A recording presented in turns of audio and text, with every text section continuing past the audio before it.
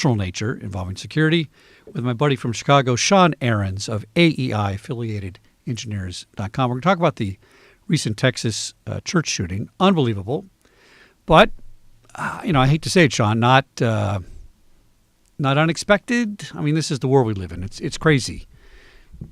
What's your take on it?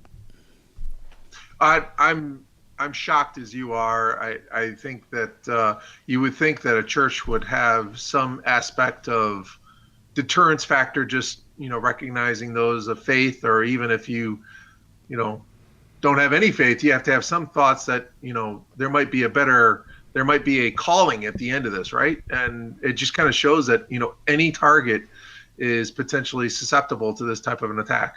Right, and the irony here is there's one side that says guns are the problem. The other side says guns are the solution. They're not really either one. Neither one of those things is really a valid discussion point as far as I'm concerned. Because what we're not talking about is where's the cause of violence, right? What's the scale? How does this guy go from, he doesn't go from 0 to kill 27 people in 5 minutes and overnight. This is something that builds up, it broods, and this is what we got to get in front of. And I think most of this, in my opinion, is Facebook social media driven. And not Facebook per se, I'm not picking on them, but they're the big one. They're the number one social media site, right?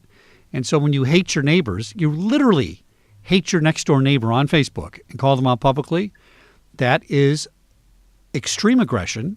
And to me, it's like a cyber violence. That's why I look at it.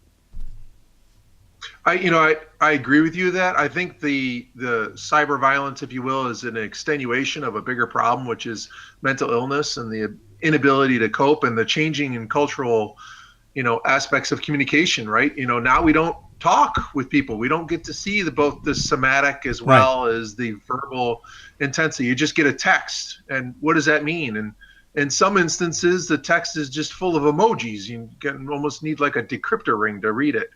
And therefore it could be interpreted differently by individuals. So, certainly there's something there.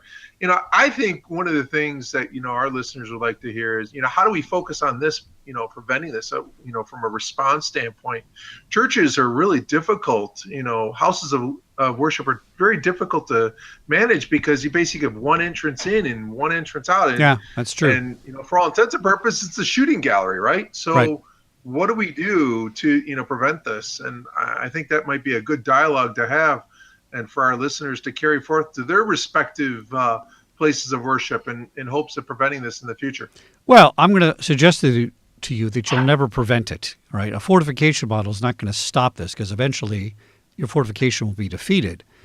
I want to go backwards to what I always say to people: be nice, be polite. Don't be an asshole on social media and call people names and attack them because they differ with you.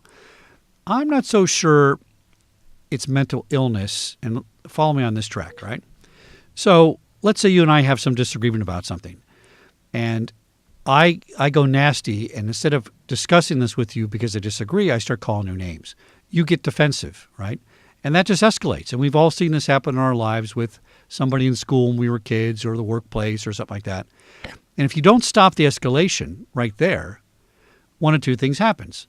One person blinks and backs out and says, that's it. Or they start fighting, maybe physically, right? Or three things, actually. Or the third one is the guy goes away and comes back and kills you. Right? This is kind of how it works. Yeah. To us, somebody disagreeing with whether Trump should be president is crazy to you and I, right? Whether Hillary should be president is crazy to you and I. But to the person that really believes this, it's not crazy to them. I think we're redefining it improperly by saying they're crazy. What do you think? It's real to them. I don't know. I'm one of my core aspects of business is healthcare.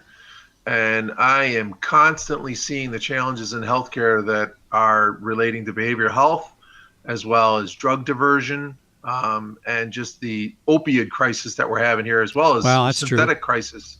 Right. And some of these events I think could be prevented. I mean, you have to think about this just from a normal person's perspective.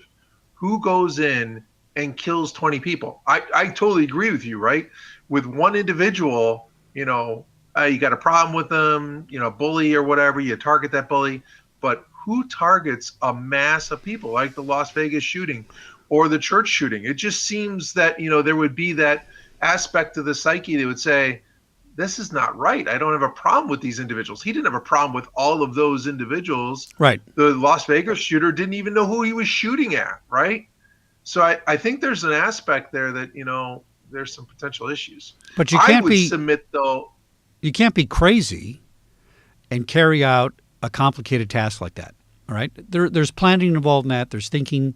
There's his escape route he had planned out. He had a car. That's not somebody that's mentally, I don't know how to describe it. It's not disconnected. Diminished. Yeah, they're connected to reality. It's an alter reality. It's crazy to us. But I think if we just wait for the guy that's walking down the street babbling to himself and say that guy's potentially dangerous, we know basically statistically that mentally ill people are not the people that go and kill people, right? Diagnose. In other words, I diagnose Sean with schizophrenia. Yeah. You're not going to go kill somebody. After the fact, we diagnose them as mentally ill, right? And I'm not sure that's the case because there's no mental illness history usually ever involved with these people. For most cases, they're people that function in society and decide to step out of society. I think that's the key. Yeah. Well, I think one of the things is that is interesting is that this individual had a military background, and my reading on CNN earlier said that he was dishonorably, or he had a court-martialed or something along those lines. Right, dishonorable discharge, yeah. Which intimates he was dishonorably discharged. But I think that there's still opportunities to prevent this, specifically in churches. For instance, churches could reach out to their parishioners or their members, their congregation, and ask who's law enforcement, and ask for law enforcement to be armed and with body armor in these services. I agree. Yeah. Or work with the police departments and just have a car parked out during Sundays, even if they don't have the staffing to support police. I think there's a psychological deterrent that could potentially prevent some of these things. Well, that's a good point. There's mitigation there for sure that needs to be carried out. And once the mitigation becomes commonplace, where you're not going to be successful in killing 25 people, they're going to shift to the next best thing. And who knows what that is right now? But rest assured, somebody will come up with the next best thing in their brain. It'll go away from massive shootings to something else, because that's the way people are. Unfortunately, here in the I think I lost you, Chuck. Security Guys News. Oh, no, I got you. So anyway, interesting conversation, Sean. Tune in tomorrow for Terrorism Tuesday. We'll have something interesting to talk about right here on SecurityGuyNews.com. We'll see you then.